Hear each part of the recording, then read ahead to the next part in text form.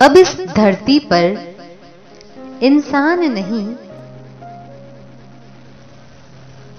साक्षात ईश्वर ही जन्म लेने लगे हैं। अब क्योंकि हम खुद में ईश्वर का अंश देखते हैं, इसीलिए हमारे लिए एक धर्म युद्ध लड़ना बहुत ही अनिवार्य हो जाता है। किसी भी युद्ध के लिए एक बहुत बड़ी वजह का होना बहुत जरूरी है। इसीलिए बहुत खोजबीन के बाद आपको युद्ध करने के लिए कोई ना कोई अहम वजह भी जरूर मिल जाती है। एक अन्याय करने वाला, एक पीड़ित जो कि आप खुद हैं, आपको इस धर्म युद्ध को लड़ने के लिए बस इतना ही तो चाहिए था, जो आखिरकार आपको मिल भी गया। युद्ध की वजह मिलने के बाद कुछ आक्रामक विचारों को खुद में उतारने की शुरुआत होती है, जैसे कि अन्याय सहना पाप है,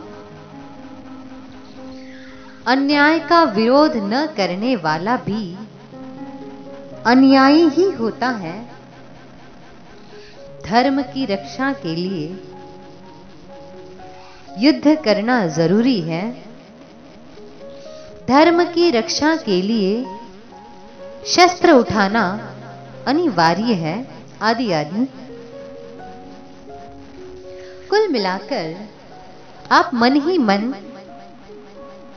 खुद की तुलना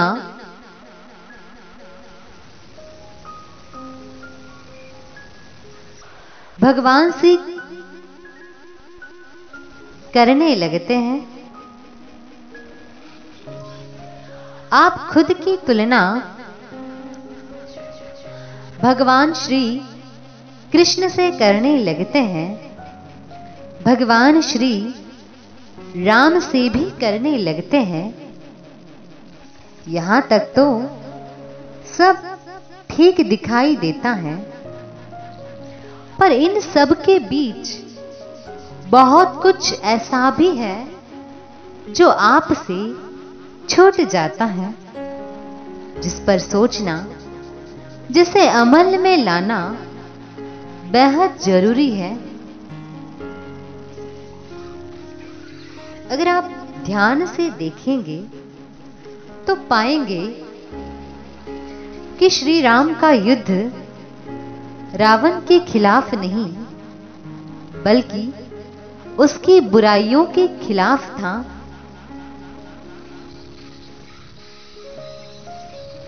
इसीलिए श्री राम ने रावण से लड़ते हुए रावण की किसी भी बुराई, जैसे कि उसके अहंकार को खुद में नहीं उतरने दिया।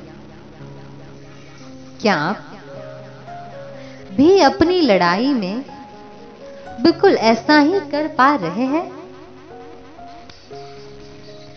क्या हमारा भी खुद पर इतना नियंत्रण है कि हम हमारी लड़ाई के रावण के अहंकार, उसके गुस्से और उसकी बुरी आदतों को खुद में उतरने से रोक पा रहे हैं?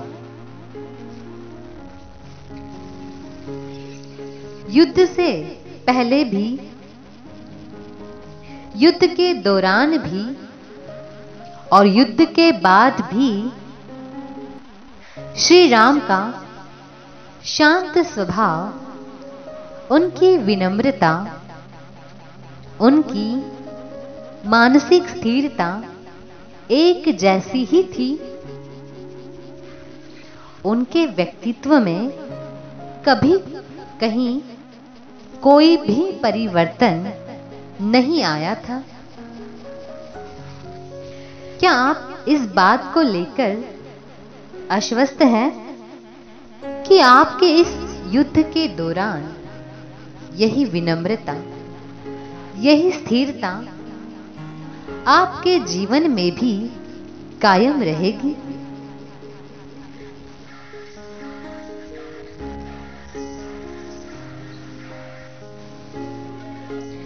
श्री राम को केवल एक ही रावण दिखाई पड़ता और उन्होंने केवल उसी से युद्ध किया।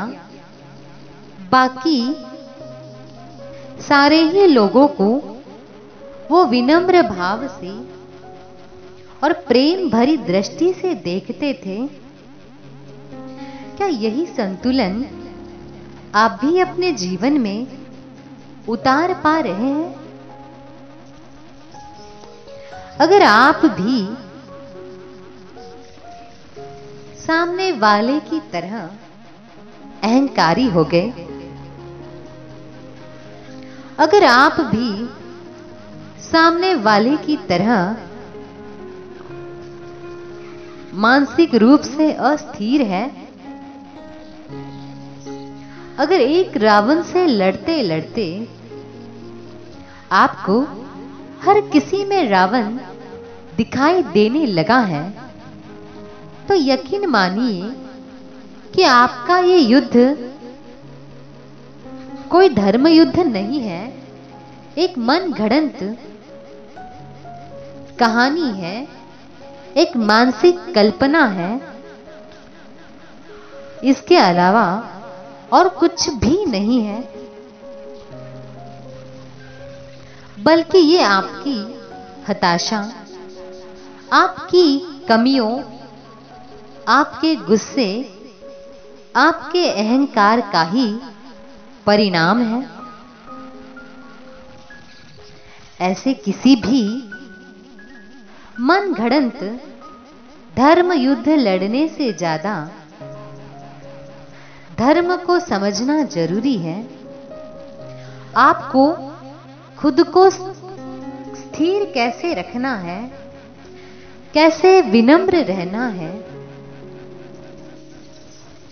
अपने ही कमियों से कैसे पार हो पाना है, अपनी बुराइयों से कैसे छूटना है,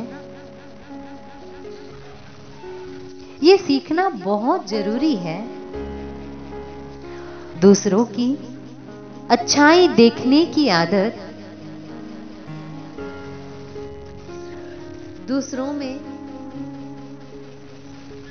खूबियां देखने की आदत आपके लिए ये सब कुछ सीखना बहुत जरूरी है।